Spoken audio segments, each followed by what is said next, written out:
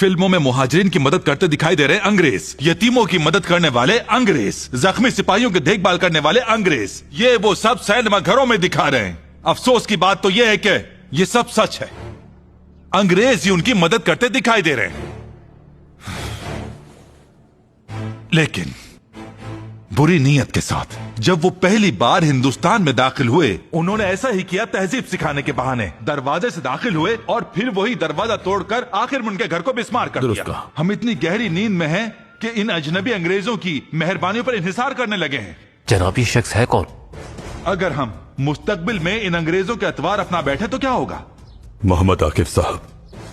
और हम कर क्या रहे हैं? बिल्कुल कुछ नहीं। और अगर देखा जाए तो मुल्क में इत्तेहाद और यकजहती बाकी नहीं रही। क्या किया जा सकता है आकिफ साहब, आप ही बताएं। जमात बनाए नशोशात पर काम करना होगा। हमारे तबीब महाज पर खिदमत सर अंजाम देंगे। हम इमदादी खेमे लगाएंगे।